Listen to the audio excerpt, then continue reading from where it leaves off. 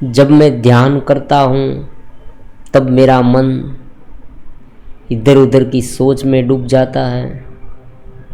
मन ही मन ये सोच उत्पन्न होती है कि क्या बुद्धि से ये आत्मज्ञान प्राप्त किया जा सकता है।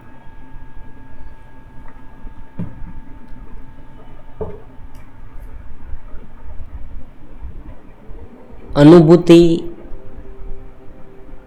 मूलभूत स्वरूप की अनुभूति, जिनके माध्यम से ये सारी इंद्रियां काम करती हैं, मन में जो सोच उत्पन्न होती है, उनका जो मेन आधार है वो परम चेतना है। हमारे भीतर ये आत्मा है, ये चेतना है, इसलिए ये सब होता है। और ये जो कॉन्शियसनेस है वो सब में पर्याप्त मात्रा में है, लेकिन जब अनुकूलन स्थिति बनती है ना, तब वो प्रकट होती है, उनके अनुरूप प्रकट होती है। जैसे बिजली का करंट है, रेफ्रिजरेटर में जाए तो चीज़ वस्तुएं ठंडी करता है, हीटर में जाए तो रूम को गर्म करता है,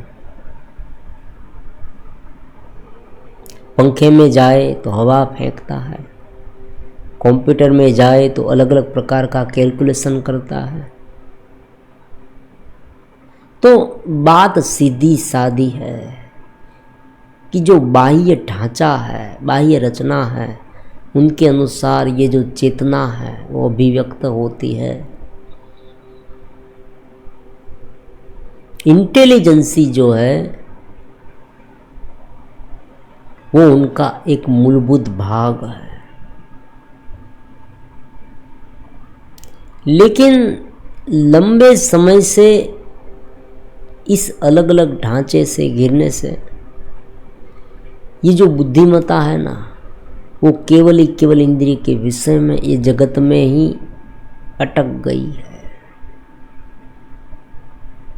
जो मूलभूत बात को समझना चाहिए उस बात को वो समझ नहीं पाती, क्योंकि व्यक्ति समझना नहीं चाहता। व्यक्ति जो चाहता है वहाँ पर उनका बुद्धि का उपयोग होता है। वो ज़्यादा पैसा चाहता है तो वो क्या करेगा, बुद्धि को कहाँ लगाएगा, पैसे में। विषय वासना चाहता है तो वो क्या करेगा, बुद्धि को कहाँ लगाएगा, विषय वासना में। कैसे किसी को बहका दूँ, मेरे जाल में फंसा दो, विषय भुगत लो, ऐसा ये सोचता रहता है। बुद्धि का प्रयोग वहाँ ही करेगा अगर वो अहंकार चाहता है,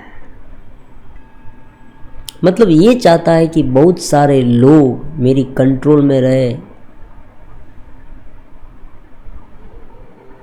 मुझे प्रणाम करे, मेरी वाह वाह करे, तो वो बुद्धि का प्रयोग कहाँ करेगा,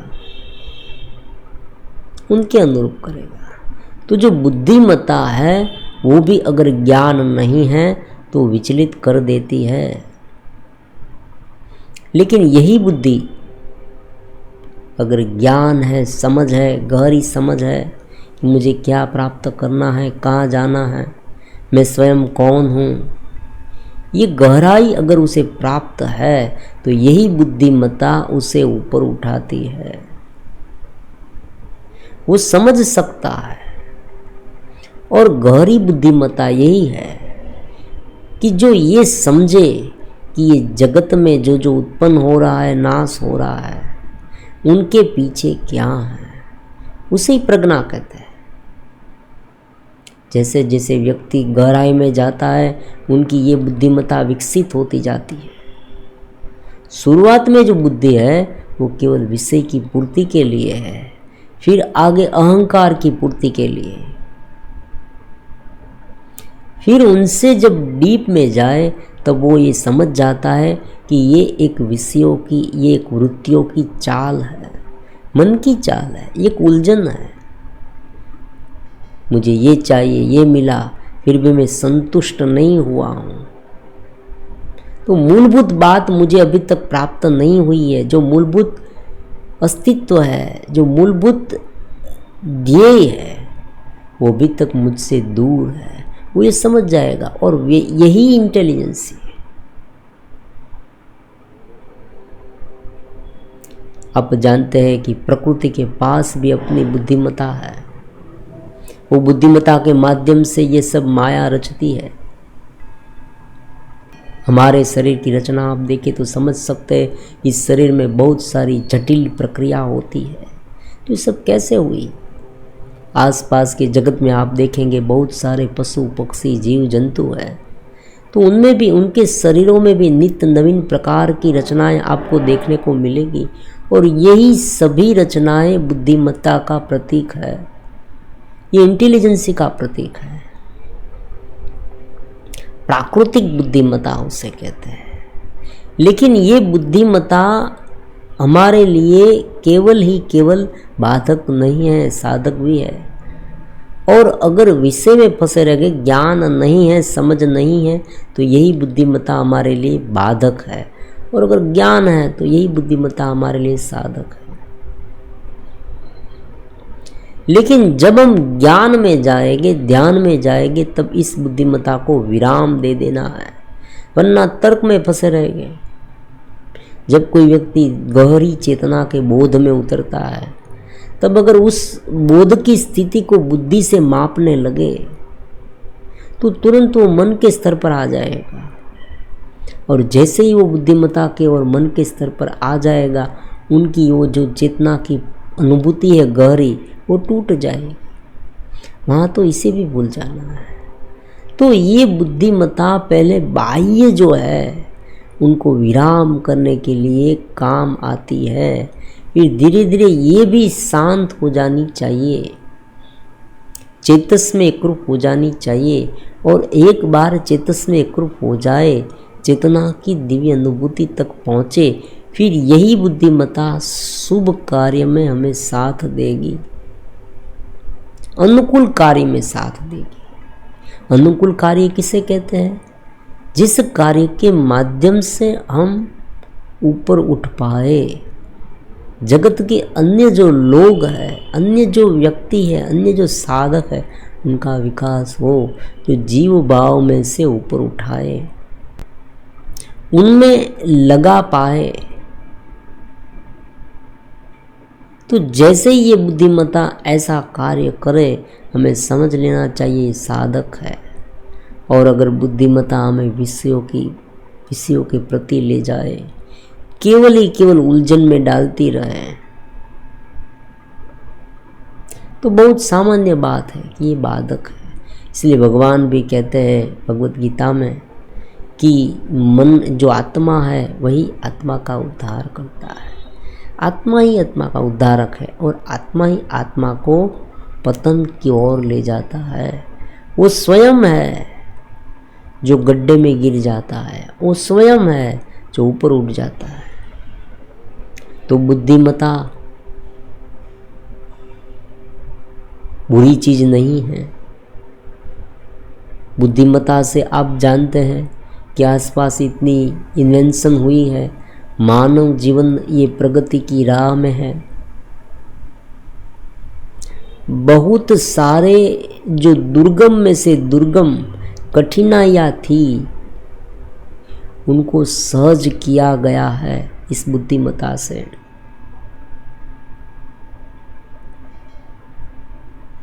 बहुत सारे रोग हैं, उन पर भी पूरी तरह से प्रभुत्व पाया गया है इस बुद्धिमत्ता से।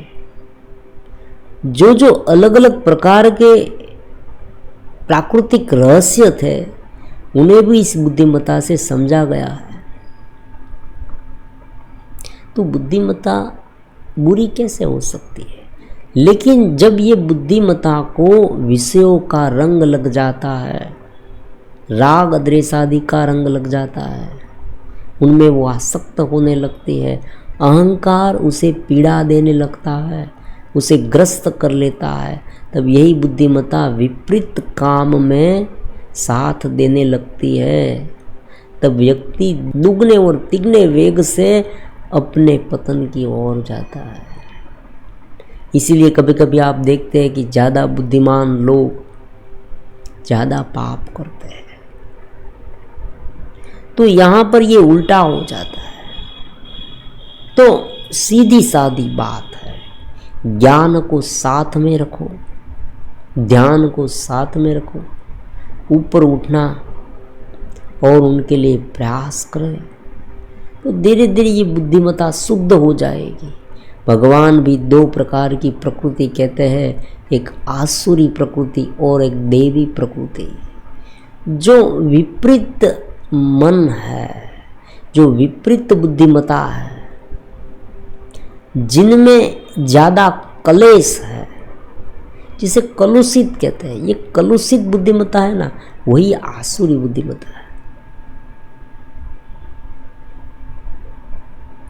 एक ही अग्नि से हम दोनों कार्य कर सकते हैं, खाना भी पका सकते हैं और किसी का घर भी जला सकते हैं।